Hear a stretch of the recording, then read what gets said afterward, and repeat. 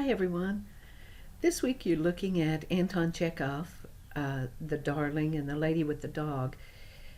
You'll see some very drastic contrast between Chekhov's style and Edgar Allan Poe's style, the writer we studied last week, but both are a master of short story form in their respective countries. Chekhov is Russian and he was born in 1860. Uh, the works that we're looking at were published right at the end of the 1800s, and they're only a small sampling of a massive body of work that Chekhov produced. Over 800 short stories, uh, lots of plays. Chekhov was born very, very poor, and he trained to be a doctor. He moved to Moscow and trained to be a doctor, uh, which he practiced medicine for several years, writing at night, and in fact, he paid his way through school and supported his family through his fiction writing. Uh, anyway, as I said, massively popular. But the question we're dealing with as we make this transition from looking at just a few of those tools or apparatus for psychoanalytic criticism is a question that has often been debated, and that is, can we consider Anton Chekhov to be a feminist writer? Uh, well, kind of as a segue from the psychoanalytic to feminist, not that those are two mutually exclusive categories, of course they're not, but it is going to be a given when you look at these two short stories that what interests Chekhov really is not so much plot, uh, but the way action or plot might reveal psychological truths about the characters he's trying to flesh out. And unlike Poe, he does not go for that flamboyant, overstated, overpresent narrative voice. His narrator is influenced by the modern realism, where he's going to tell the story, but the narrator doesn't draw evaluative conclusions for us or tell us what to think.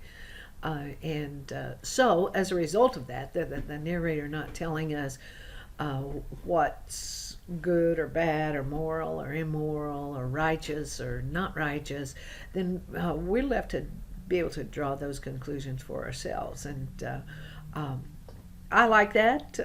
I hope you do too.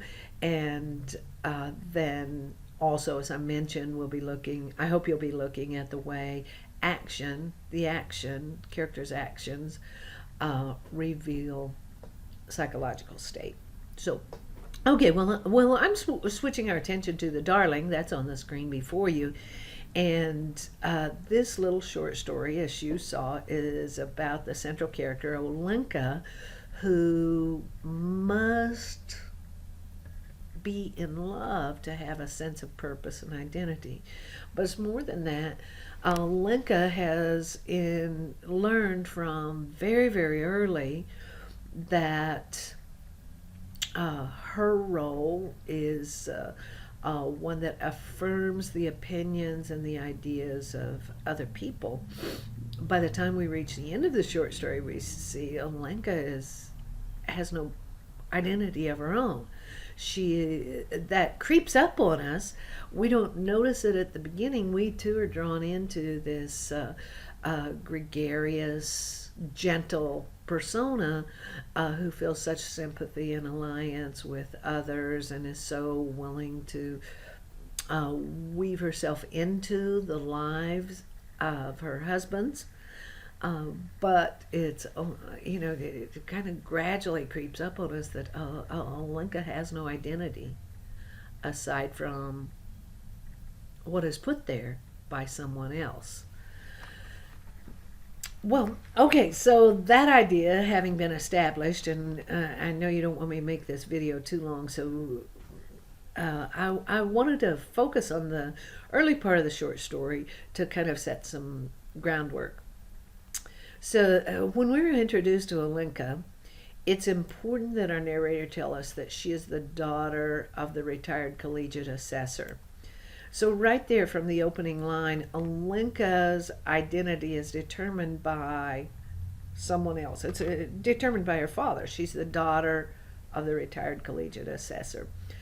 And that line might creep by us, but we'll see that played out again and again and again, that Alenka has an identity in association with whatever a man she's aligned with. So this early stage, the daughter. Later, it must be the husband or the lover.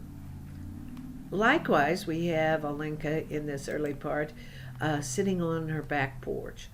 Well, we learn pretty soon that she inherits this house when her father dies, and the Kuchen, this first husband, stays with her here in this house close to the theater district, and so she has inherited enough wealth to tend to herself, honestly, and in fact, often her wealth goes towards supporting the aspiring greatness of whatever husband she's hooked up with.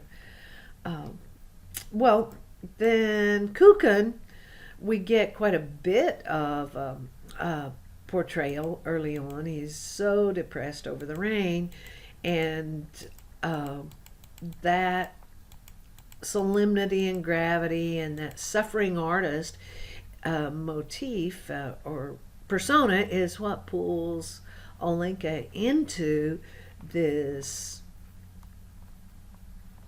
sympathy that turns to love. And so we have that Alenka listened, and sometimes tears came to her eyes. In the end, his misfortunes touched her. She grew to love him.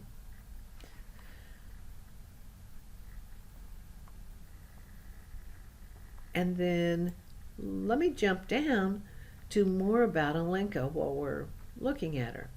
She was always fond of someone and could not exist without loving.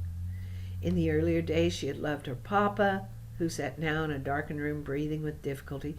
She had loved her aunt, who used to come every other year from Brown's.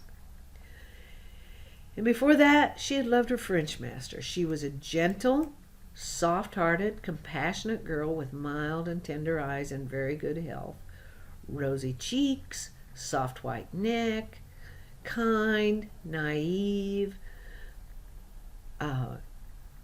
and smile and pleasant. So she fits into this idealized depiction of womanhood, and most definitely a nurturer and a supporter.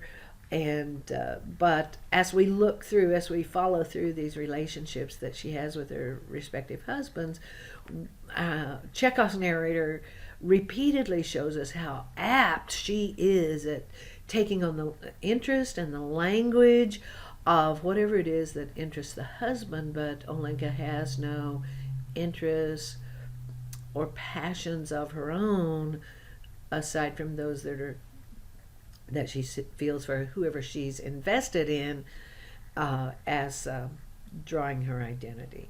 Okay, well, I'm going to stop this little video because I know I probably have talked longer than you could pay attention. So that's just a short little introduction of what you'll see in The Darling.